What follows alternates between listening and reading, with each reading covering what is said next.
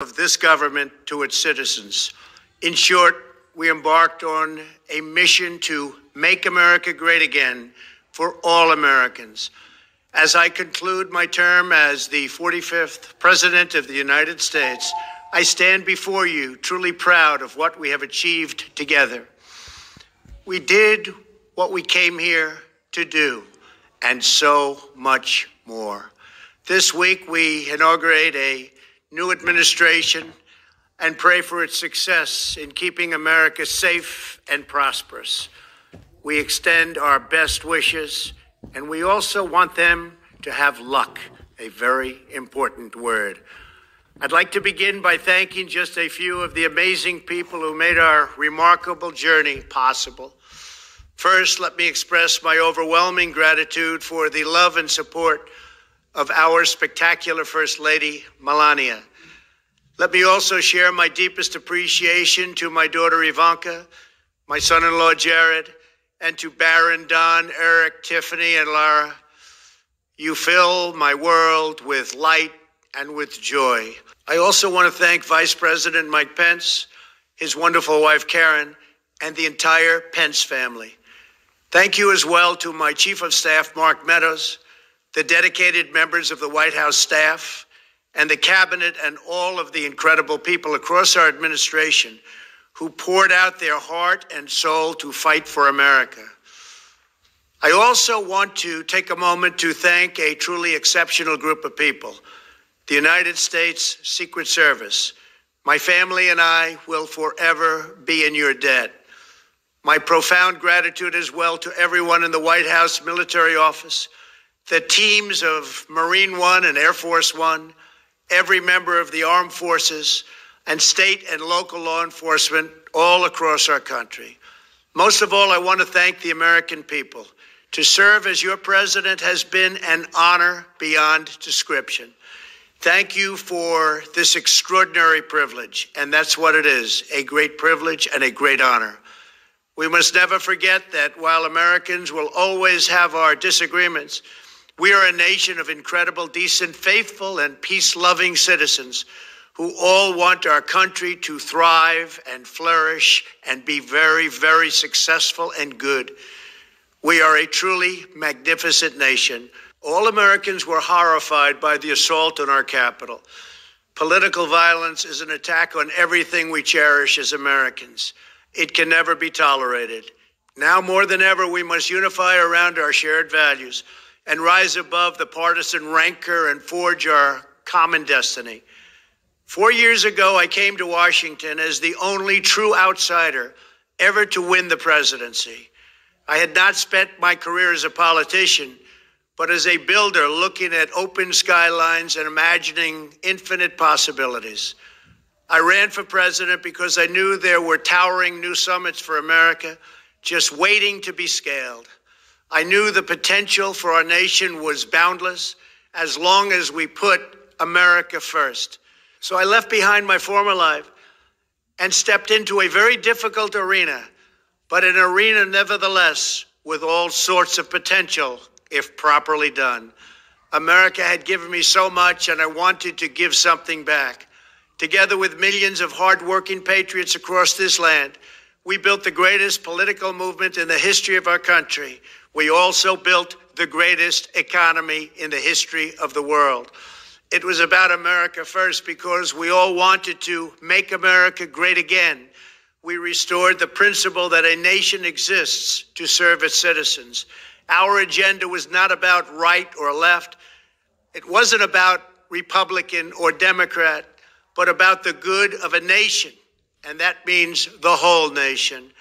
With the support and prayers of the American people, we achieved more than anyone thought possible.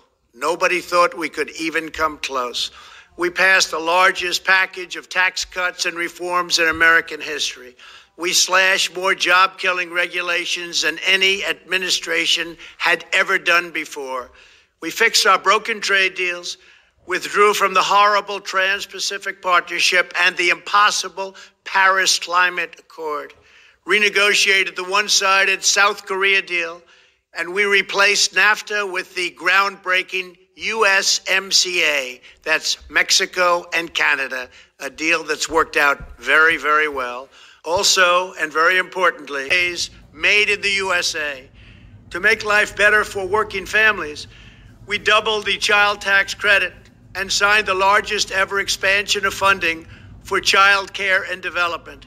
We joined with the private sector to secure commitments to train more than 16 million American workers for the jobs of tomorrow.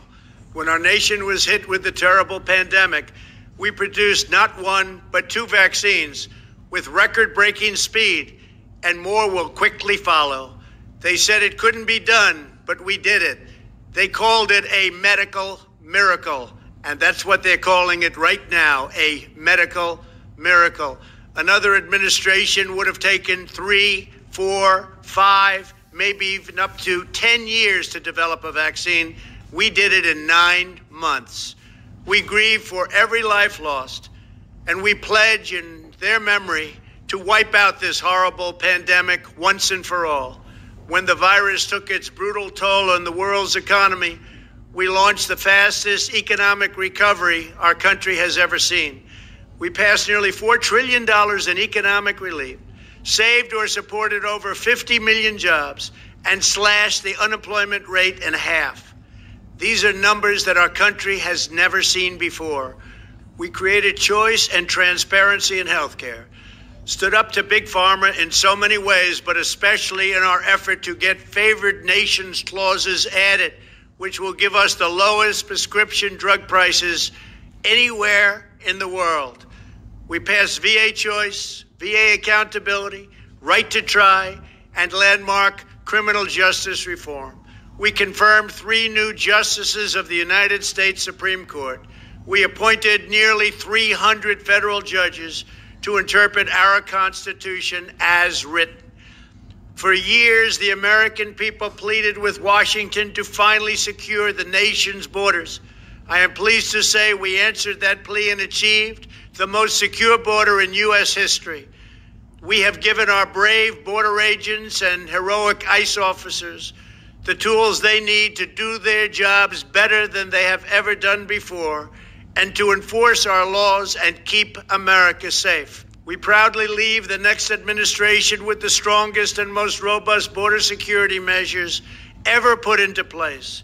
This includes historic agreements with Mexico, Guatemala, Honduras, and El Salvador, along with more than 450 miles of powerful new wall. We restored American strength at home and American leadership abroad. The world respects us again. Please don't lose that respect. We reclaimed our sovereignty by standing up for America at the United Nations and withdrawing from the one-sided global deals that never served our interests. And NATO countries are now paying hundreds of billions of dollars more than when I arrived just a few years ago. It was very unfair. We were paying the cost for the world. Now the world is helping us. And perhaps most importantly of all, with nearly $3 trillion, we fully rebuilt the American military, all made in the USA. We launched the first new branch of the United States Armed Forces in 75 years, the Space Force. And last spring, I stood at Kennedy Space Center in Florida and watched as American astronauts returned to space on American rockets for the first time in many, many years. We revitalized our alliances and rallied the nations of the world to stand up to China like never before. We obliterated the ISIS caliphate and ended the wretched life of its founder and leader, al-Baghdadi. We stood up to the oppressive Iranian regime and killed the world's top terrorist, Iranian butcher Qasem Soleimani. We recognized Jerusalem as the capital of Israel and recognized Israeli sovereignty over the Golan Heights. As a result of our bold diplomacy and principled realism, we achieved a series of historic peace deals in the Middle East. Nobody believed it could happen. The Abraham Accords opened the doors to a future of peace and harmony, not violence and bloodshed. It is the dawn of a new Middle East, and we are bringing our soldiers home. I am especially proud to be the first president in decades who has started no new wars. Above all, we have reasserted the sacred idea that in America, the government answers to the people. Our guiding light, our North Star, our unwavering conviction has been that we are here to serve the noble, everyday citizens of America. Our allegiance is not to the special interests, corporations, or global entities. It's to our children, our citizens, and to our nation itself. As president, my top priority, my constant concern, has always been the best interests of American workers and American families. I did not seek the easiest course. By far, it was actually the most difficult. I did not seek the path that would get the least criticism. I took on the tough battles, the hardest fights, the most difficult choices, because that's what you elected me to do. Your needs were my first and last unyielding focus. This, I hope, will be our greatest legacy. Together, we put the American people back in charge of our country. We restored self-government. We restored the idea that in America, no one is forgotten because everyone matters and everyone has a voice. We fought for the principle that every citizen is entitled to equal dignity, equal treatment, and equal rights because we are all made equal by God. Everyone is entitled to be treated with respect, to have their voice heard, and to have their government listen. You are loyal to your country, and my administration was always loyal to you. We worked to build a country in which every citizen could find a great job and support their wonderful families. We fought for the communities where every American could be safe and schools where every child could learn. We promoted a culture where our laws would be upheld, our heroes honored, our history preserved, and law-abiding citizens are never taken for granted. Americans should take tremendous satisfaction in all that we have achieved together. It's incredible. Now, as I leave the White House, I have been reflecting on the dangers that threaten the priceless inheritance we all share. As the world's most powerful nation, America faces constant threats and challenges from abroad. But the greatest danger we face is a loss of confidence in ourselves, a loss of confidence in our national greatness. A nation is only as strong as its spirit. We are only as dynamic as our pride. We are only as vibrant as the faith that beats in the hearts of our people.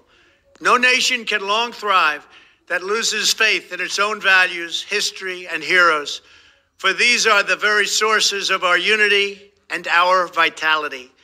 What has always allowed America to prevail and triumph over the great challenges of the past has been an unyielding and unashamed conviction in the nobility of our country and its unique purpose in history. We must never lose this conviction. We must never forsake our belief in America. The key to national greatness lies in sustaining and instilling our shared national identity. That means focusing on what we have in common, the heritage that we all share. At the center of this heritage is also a robust belief in free expression, free speech, and open debate. Only if we forget who we are and how we got here could we ever allow political censorship and blacklisting to take place in America. It's not even thinkable. Shutting down free and open debate violates our core values and most enduring traditions. In America, we don't insist on absolute conformity or enforce rigid orthodoxies and punitive speech codes. We just don't do that. America is not a timid nation of tame souls who need to be sheltered and protected from those with whom we disagree. That's not who we are. It will never be who we are. For nearly 250 years, in the face of every challenge, Americans have always summoned our unmatched courage, confidence, and fierce independence. These are the miraculous traits that once led millions of everyday citizens to set out across a wild continent and carve out a new life in the Great West. It was the same profound love of our God-given freedom that willed our soldiers into battle and our astronauts into space. As I think back on the past 4 years, one image rises in my mind above all others. Whenever I traveled all along the motorcade route, there were thousands and thousands of people. They came out with their families so that they could stand as we passed and proudly wave our great American flag. It never failed to deeply move me. I knew that they did not just come out to show their support of me. They came out to show me their support and love for our country. This is a republic of proud citizens who are united by our common conviction that America is the greatest nation in all of history. We are and must always be a land of hope, of light, and of glory to all the world. This is the precious inheritance that we must safeguard at every single turn. For the past 4 years, I have worked to do just that. From a great hall of Muslim leaders in Riyadh to a great square of Polish people in Warsaw, from the floor of the Korean Assembly to the podium at the United Nations General Assembly, and from the Forbidden City in Beijing to the shadow of Mount Rushmore, I fought for you, I fought for your family, I fought for our country. Above all, I fought for America and all it stands for, and that is safe, strong, proud, and free. Now, as I prepare to hand power over to a new administration at noon on Wednesday, I want you to know that the movement we started is only just beginning. There's never been anything like it. The belief that a nation must serve its citizens will not dwindle, but instead only grow stronger by the day. As long as the American people hold in their hearts deep and devoted love of country, then there is nothing that this nation cannot achieve. Our communities will flourish, our people will be prosperous, our traditions will be cherished, our faith will be strong, and our future will be brighter than ever before. I go from this majestic place with a loyal and joyful heart, an optimistic spirit, and a supreme confidence that for our country and for our children, the best is yet to come. Thank you and farewell. God bless you. God bless the United States of America.